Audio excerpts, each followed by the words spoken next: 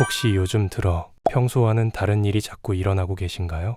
사람들과 괜히 멀어지고 감정이 이유 없이 요동치고 기도할 때마다 눈물이 흐르는데 무슨 말씀이신지 잘 모르겠고 그러면서도 마음 한구석에는 혹시 하나님이 지금 무언가 시작하고 계신 건 아닐까 생각하고 있진 않나요? 그렇다면 주목하십시오. 그 모든 변화는 우연이 아닐 수 있습니다. 성경을 보면 하나님께서 큰 축복을 주시기 전에 반드시 신호를 주시는 장면들이 반복해서 등장합니다. 아브라함에게는 고향과 친척을 떠나라는 요청이 있었고 요셉에게는 이유 모를 억울함과 감옥이 기다리고 있었으며 다윗에게는 사울의 칼날이 따라붙었고 요나는 깊은 바닷속 물고기 배 속에서 하나님의 음성을 들었습니다.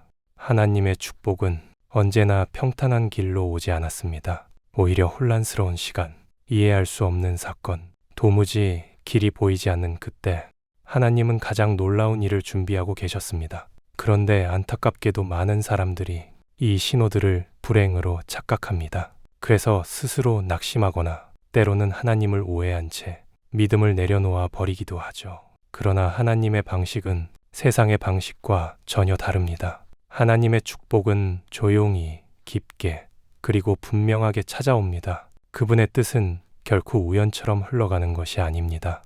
오늘 우리는 하나님께서 큰 축복을 주시기 전에 반드시 보여주시는 5가지 영적 신호에 대해 하나하나 깊이 있게 나눠보려 합니다. 하나님께서 지금 당신을 어떻게 인도하고 계신지, 어떤 마음으로 당신을 기다리고 계신지에 대한 진지하고 소중한 나눔이 될 것입니다. 혹시 지금 삶이 어지럽고 힘드시다면 이 말씀 속에서 하나님의 위로를 그리고 그분의 뜻을 발견하시길 소망합니다. 지금부터 하나씩 짚어보겠습니다. 첫 번째, 뜻하지 않은 고난이 갑자기 찾아올 때 우리 인생에서 가장 납득하기 어려운 순간은 열심히 신앙생활을 하고 있을 때 갑자기 닥쳐오는 뜻밖의 고난입니다. 몸이 아프고 관계가 틀어지고 경제적으로도 어려워지고 마치 하나님이 나를 외면하신 것 같은 순간들 말입니다. 그런데 여러분, 바로 그때가 하나님께서 가장 크게 일하실 준비를 하고 계신다는 걸 기억하셔야 합니다.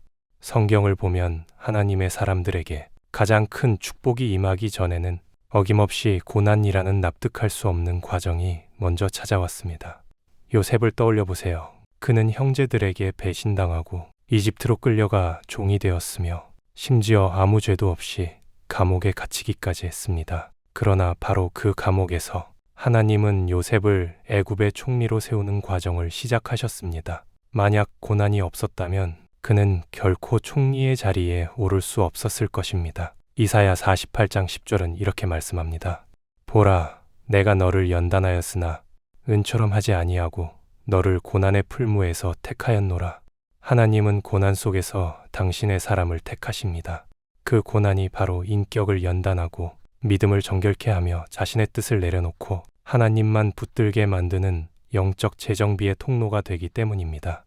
우리는 축복을 기다릴 때 좋은 일이 먼저 일어나길 기대하지만 하나님은 먼저 마음과 삶을 깨뜨리는 일부터 시작하십니다. 왜냐하면 깨뜨려지지 않은 마음 위에는 새 일을 세울 수 없기 때문입니다. 예레미야 29장 11절은 말합니다. 나 여호와가 말하노라. 너희를 향한 나의 생각은 내가 아나니 재앙이 아니라 곧 평안이요 너희 장래에 소망을 주려 하는 생각이라.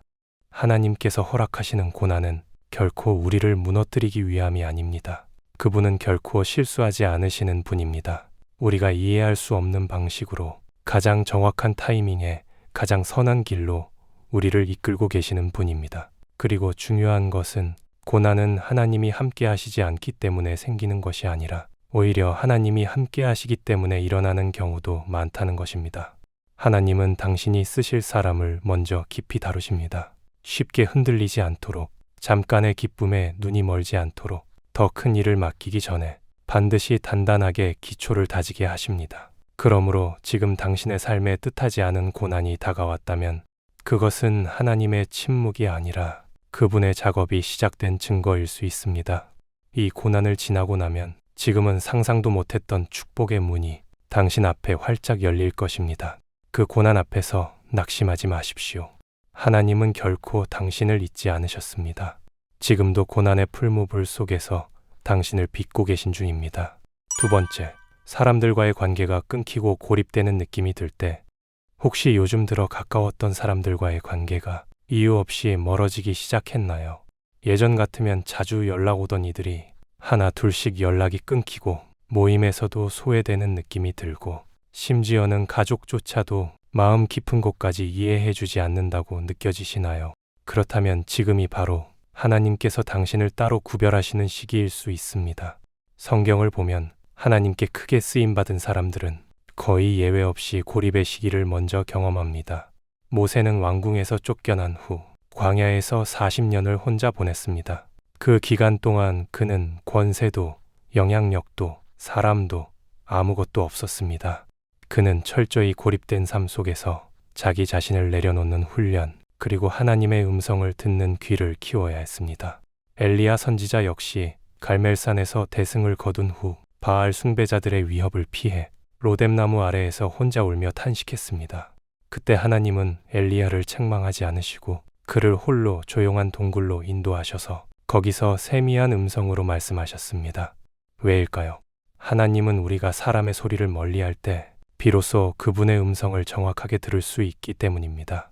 사람과의 관계 속에서 얻는 위로와 지지도 분명 귀하고 필요한 일이지만 그것이 하나님보다 앞설 때 우리는 쉽게 길을 잇습니다. 그래서 하나님은 때로 우리를 의도적으로 사람들로부터 분리시키십니다. 그 시기는 외롭고 당황스러우며 마음이 얼어붙는 시간처럼 느껴질 수 있습니다. 하지만 바로 그 시간이야말로 당신과 하나님 사이의 관계를 새롭게 정립하는 시기가 됩니다. 요한복음에서 예수님은 이렇게 말씀하십니다. 물은 내게 있어 과실을 맺지 아니하는 가지는 아버지께서 이를 제해버리시고 무릇 과실을 맺는 가지는 더 과실을 맺게 하려 하여 이를 깨끗게 하시느니라. 관계를 잘라내는 고통, 사람들과의 거리감은 결코 당신이 실패해서가 아니라 하나님께서 당신을 더 깊은 열매 맺는 사람으로 정결하게 다듬고 계신 시간이라는 뜻입니다. 하나님은 당신을 외롭게 만드시려는 것이 아닙니다. 당신이 사람의 위로가 아니라 하나님의 손을 붙드는 법을 배우도록 이끄시는 것입니다. 고립의 시간은 준비의 시간입니다. 관계가 멀어지는 지금 당신은 외면당한 것이 아니라 하나님께 따로 구별된 사람입니다. 그러므로 이 시기를 억지로 붙잡지 마십시오. 떠나는 사람을 붙들려 애쓰지 마십시오. 하나님은 사람을 통해 역사하시지만 사람에게 의지하는 것을 끊으실 때 비로소 전적으로 하나님만 의지하는 법을 가르치십니다. 다윗도 말했습니다. 내 부모는 나를 버렸으나 여호와는 나를 영접하시리이다. 당신이 외로운 지금 이 순간 하나님은 더 가까이 다가와 계십니다. 그리고 그 고요한 시간 속에서 하나님은 당신의 마음을 가장 깊은 축복을 담을 그릇으로 빚고 계십니다. 세 번째, 기도 중 눈물이 잦아지고 마음이 민감해질 때. 여러분, 혹시 이런 경험 있으신가요? 기도 중에 특별한 말을 하지 않아도 자꾸만 눈물이 흐르고 작은 말씀 한마디에 온 마음이 흔들릴 정도로 마음이 민감해지는 순간들 말입니다. 사람들은 종종 이런 상태를 감정이 예민해졌다고 말하지만 성경은 그것이 영이 깨어나고 있는 상태라고 말씀합니다. 하나님께서 우리를 향해 큰 일을 시작하시기 전 가장 먼저 하시는 일은 바로 우리의 영을 깨우시는 일입니다. 왜냐하면 축복은 먼저 영적인 변화로 시작되기 때문입니다. 하나님은 외적인 환경보다 먼저 우리 내면의 중심, 곧 영혼의 상태를 준비시키십니다. 마태복음 5장 4절은 이렇게 말합니다. 애통하는 자는 복이 있나니 저희가 위로를 받을 것이며. 애통함은 단순한 슬픔이 아닙니다.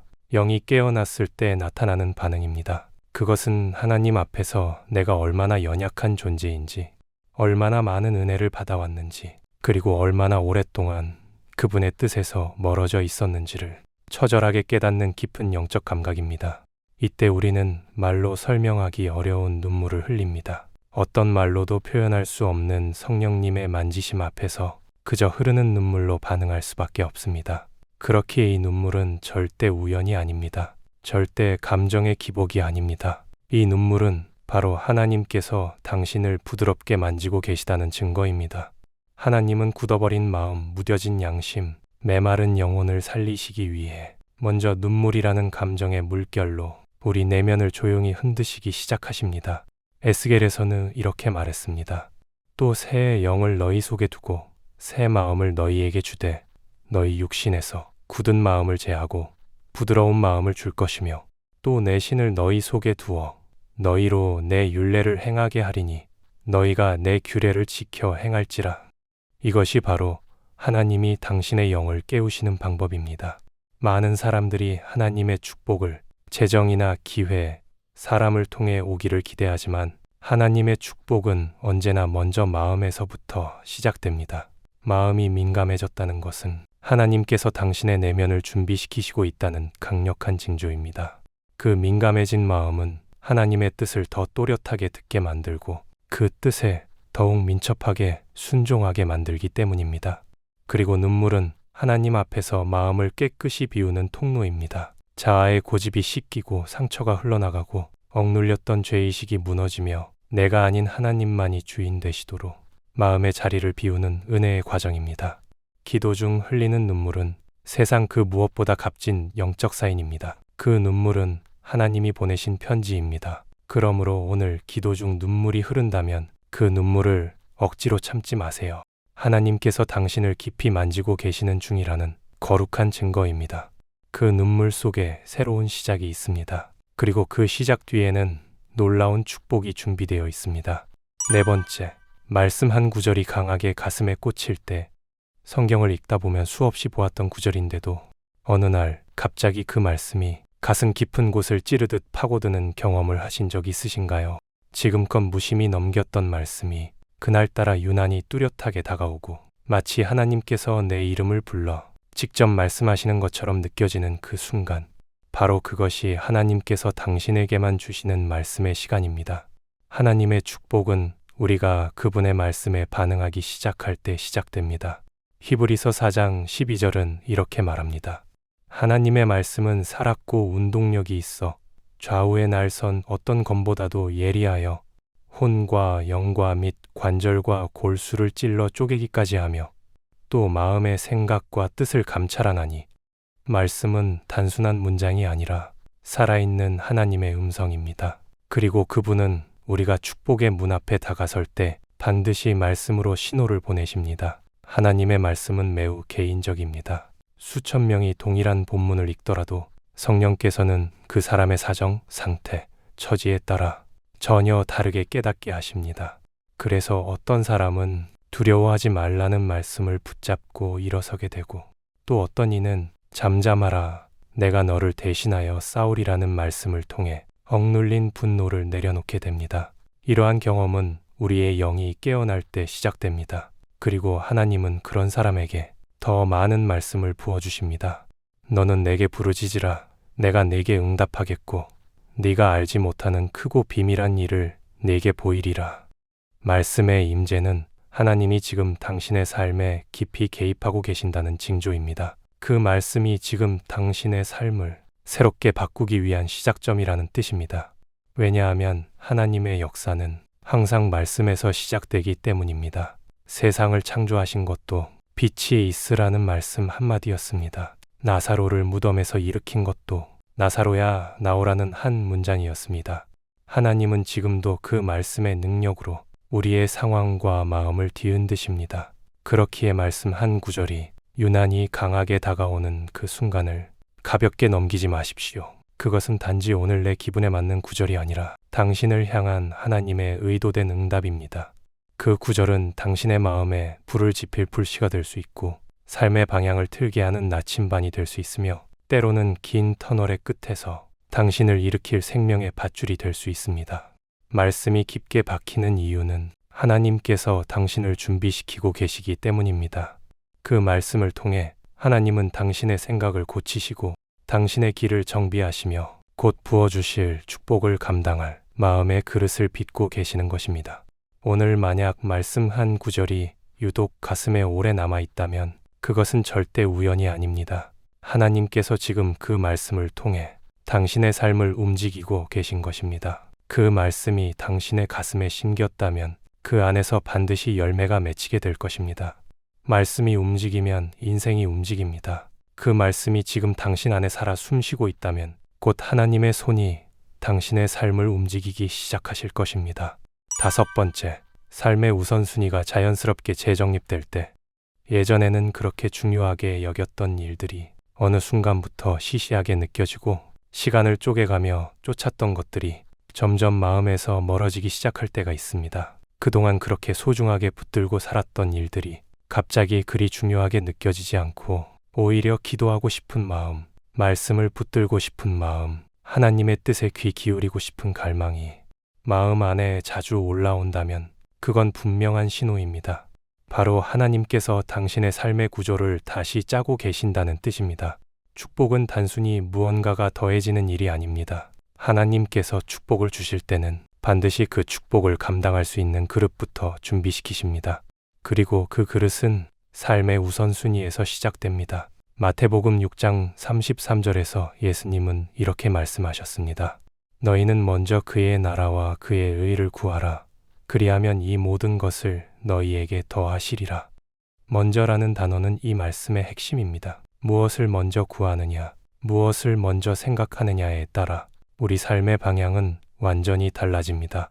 그런데 흥미롭게도 이 우선순위의 변화는 억지로 일어나는 것이 아닙니다. 하나님의 손이 우리 삶에 임하기 시작하면 자연스럽게 변화가 일어납니다. 돈보다 기도가 중요해지고 사람의 눈치보다 하나님의 시선이 더 중요해지고 성공보다 순종이 더 가치 있게 느껴지기 시작합니다. 이러한 변화는 우리의 내면에서 조용히 일어나지만 실제로는 가장 강력한 축복의 준비 신호입니다. 왜냐하면 하나님은 결코 준비되지 않은 자에게 축복을 주시지 않기 때문입니다. 준비되지 않은 마음은 축복을 받아도 감당하지 못하고 오히려 그것에 눌려 무너질 수 있습니다. 그래서 하나님은 먼저 마음의 뼈대를 정리하십니다. 삶의 중심을 나 중심에서 하나님 중심으로 이동시키십니다. 이때 우리는 점점 세상의 소리에 무덤덤해지고 인정받고 싶은 욕구가 줄어들며 대신 하나님의 뜻에 민감해지고 더 깊은 순종을 향한 마음이 생깁니다. 이것은 곧 하나님이 우리 삶의 주도권을 가져가고 계시다는 증거입니다. 로마서 12장 2절 말씀을 기억해 보십시오. 너희는 이 세대를 본받지 말고 오직 마음을 새롭게 함으로 변화를 받아 하나님의 선하시고 기뻐하시고 온전하신 뜻이 무엇인지 분별하도록 하라. 이 변화는 억지로 만들어지는 것이 아닙니다. 성령님이 우리 안에서 조용히 그러나 확실하게 삶의 방향을 틀어주시는 역사입니다. 하나님이 축복을 주시기 전에는 반드시 우리의 관심, 시간, 에너지, 열정이 무엇을 향하고 있는지를 점검하게 하십니다. 그리고 그 방향이 하나님을 향하게 되었을 때 하나님은 드디어 이제 축복을 흘려보낼 수 있겠구나 말씀하시며 하늘의 문을 여시기 시작합니다. 삶의 우선순위가 달라지고 있다는 건 곧 하나님이 당신의 인생을 새롭게 디자인하고 계시다는 증거입니다. 그리고 그 디자인은 이전보다 더 견고하고 이전보다 더 풍성하며 이전보다 훨씬 더 하나님과 가까운 삶으로 이끌어가게 될 것입니다.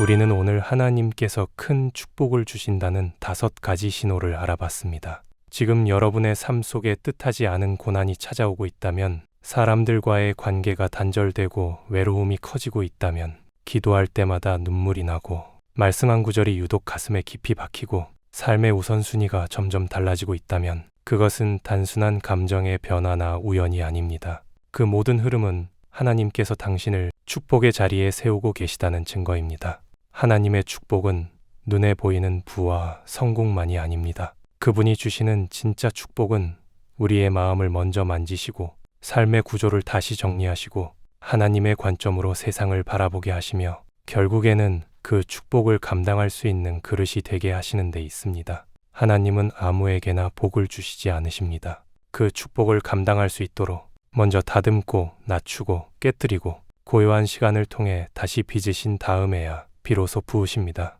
그러므로 지금 당신의 삶에 예상치 못한 변화들이 찾아왔다면 두려워하지 마십시오. 오히려 조용히 깊이 믿음으로 그 의미를 되새겨 보십시오. 당신은 지금 하나님께서 큰 일을 행하시기 전 마지막으로 준비시키고 계신 사람일 수 있습니다. 이때 우리는 해야 할 일이 있습니다. 바로 반응하는 것입니다. 감정적으로 흔들리는 것이 아니라 그 변화 속에 담긴 하나님의 음성을 들으려 애쓰고 내 삶의 방향을 다시 그분께로 돌리는 것. 그 순간 우리는 이전에는 경험하지 못했던 깊은 은혜와 설명할 수 없는 평안과 하늘 문이 열리는 축복을 경험하게 될 것입니다. 하나님은 신실하십니다. 그분은 시작하신 일을 끝까지 이루시는 분이십니다. 그리고 지금도 당신의 삶을 향해 말씀하시며 다가오고 계십니다. 여러분, 축복은 이미 시작되었습니다. 지금 이 말씀을 듣고 있는 이 순간이 그 출발점이 될 수 있습니다. 오늘 이 말씀을 마음에 새기시고 그 변화의 흐름을 흘려보내지 마십시오. 하나님의 사인을 기억하며 믿음으로 반응하신다면 곧 당신의 삶 위에 예상하지 못한 하나님의 기적이 임하게 될 것입니다. 그날을 기대하며 지금의 시간을 하나님의 준비 기간으로 귀하게 받아들이시길 축복합니다.